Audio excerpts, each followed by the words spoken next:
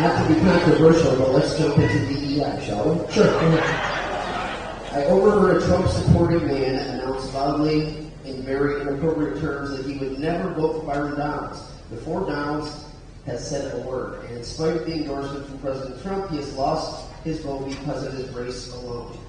What would Donald say to a young black man who haven't lost a vote yet, but who have lost jobs, bank loans, professional associations, etc. because of their race? Isn't there some value to programs that seek to provide opportunities for everybody?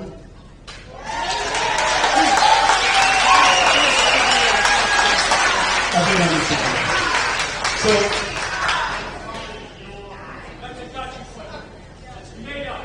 it's fine. It's fine. You do this long enough. Don't worry about it. Here's the deal. So I'm 46. Obviously, I'm a member of Congress now. Before Congress, I was in finance. Started my way up from the bottom, worked my way up, etc. Did it all. No. We're not going to do that. We're not going to do that. I'm not going to do that. So 46 years old, worked my way up in finance. Before politics, before everybody knew who I was, before Twitter, before Facebook, and that stuff. When I was coming up in corporate America at the time, we had diversity programs. Everybody agreed with diversity. I agree with diversity. That makes total sense. The issue with DEI is not diversity. It's equity. You cannot have a system based on equity. You cannot. You can have a cohesive, harmonious culture around diversity. I think we all celebrate diversity. I think we all do. The DEI piece of this thing really just started showing up from my recollection about 5-6 years ago. Maybe 7 years. Maybe 8. My last stop in corporate America was at Wells Fargo. And this was around 2015. And so I had to do the training courses being an employee of Wells Fargo.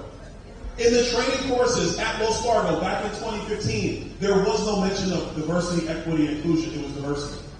That's what it was in 2015. So if you're going to ask me as a black man, 46 years old, that it's possible for a younger black kid, 21 years old, to find a way to get ahead in America, I will say, yes, those opportunities fully exist to get ahead in America. They exist. If we're going to have a real conversation, let's have a real conversation about networks and relationships. Because let's be honest. I like being intellectually honest. I do. Coming up from New York City, coming to the state of Florida, graduating from Florida State, attending FAMU University. When I moved to Naples, Florida, I did not have relationships and connections. My first job came out of the want ads. I went and interviewed through 6 different people to find a job.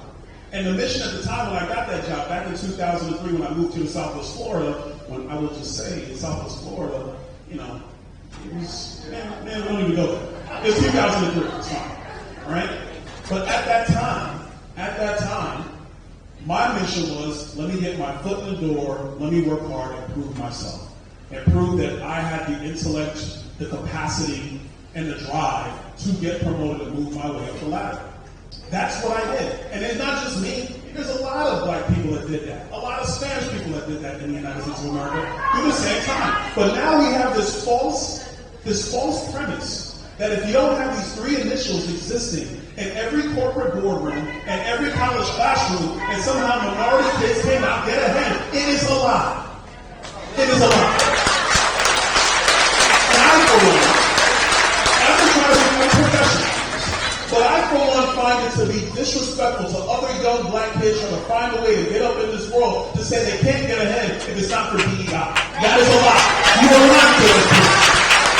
You're not getting ahead. Let me go from this. I know the history of America, and it's not a perfect history, and that is a fact. But you can't tell me that America today is the same America from 60 years ago or 120 years ago. It's not. It is not. It is not. You can disagree with me if you want to. You can disagree with me, and I will respect your disagreement. But I will tell you this. There are going to be black kids that graduate from FSU this year, UF this year, Harvard this year, Princeton this year. They're going to have an opportunity to go into the working world and exceed and excel. And if your whole belief is it is not possible without a 3-letter word in every training manual, then I'm sorry, we don't agree. We don't agree. I'm sorry, we do not agree. Now, no, I'm not done. I'm still going. I got this. Now,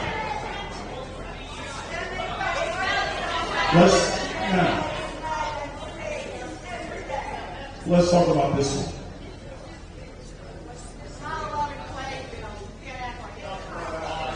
For the people who believe that it's not a level playing field in life, guess what? There's no level playing field in life. It's called life. It doesn't exist. Let's be real about it. Oh, here's what I was going. Thank you. I'm glad somebody talked about level playing field. So let's talk about relationships. My children, let's be honest now. My children have more of an advantage today because they are my sons than I had when I was their age. Because my mother didn't have the relationships that I had. In the NBA right now, this is going to go viral. The news meters will love this one. Turn the cameras on. You're going to like this one. In the NBA right now, LeBron James Jr., Bron is in the NBA right now on the playoff roster for the Los Angeles Lakers. And he can play basketball. But his dad is also the 7th greatest player to ever live. Sorry, MJ's still the best. Let's be honest. Let's be honest about this. Let's be honest about this. In the world of athletics, if you look at high school recruiting right now, the top talent being recruited in high school basketball are the sons of former players. Why? They have more access, they have more resources, they have more training opportunities, they have more God-given talent. So access and relationships is a fact of life. It is a fact of life. So if you're going to ask me about equity, I will tell you equity is an impossible standard to achieve. Because every child starts off at different points in life because of the relationships of their parents. That is the truth. That is the truth.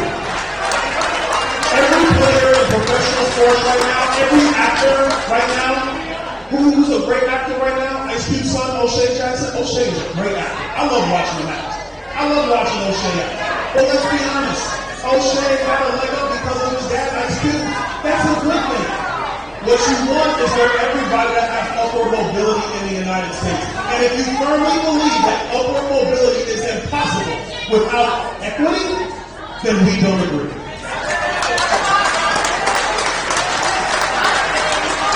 All right. Jack Phelps from Fort Myers. Jack Phelps.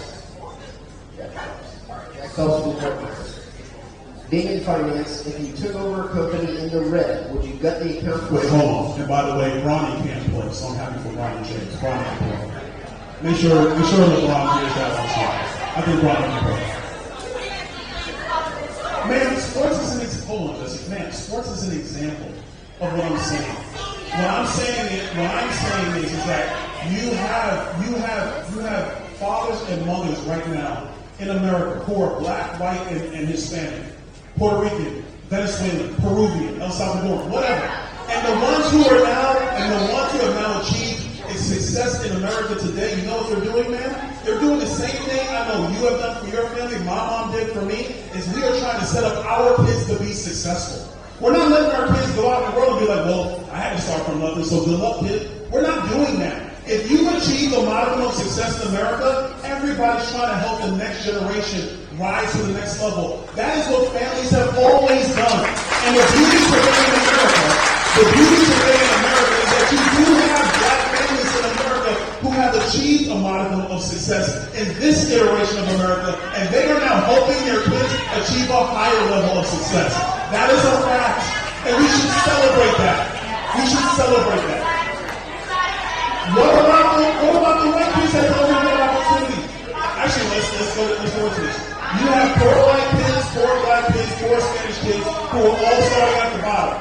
They're all starting at the bottom for a myriad of reasons. All I'm saying is everybody in life rises and falls on merit, opportunity, chances, and yes, luck. Those are the ways, that's the way it works. It's always worked that way. But if you want to tell me that the country today is the same when my mother was going through high school, we fundamentally disagree. It is not the same America. It's not even close. It is not. It's not. Please. It's not close. Let's get back to Jack to Phelps. Tonight's by Jack. Jack Phelps. Have you read the book of my life? All right. Whoa, stop. Don't educate me about my life, sir. Don't do that. Don't, sir. Hold up. Please, hear me on this. I like how everybody's shouting at me, the black guy on the stage with a microphone in his hand saying, have you read this book, read this book? Don't marginalize my life and what I've done. Don't do that. Don't marginalize the life of other black people in this country have done well. Don't do that. Don't marginalize theirs. Do you know how many black men in America today run private equity funds, run hedge funds, have done something marvelous? They may not agree with me politically, but they've done marvelous things. Don't think about what they've done. Don't think about what they've done. Don't do that. We should celebrate the success of our country, not push them down because we have to have DEI. Now I'm ready for the next question. Thank you, Jack.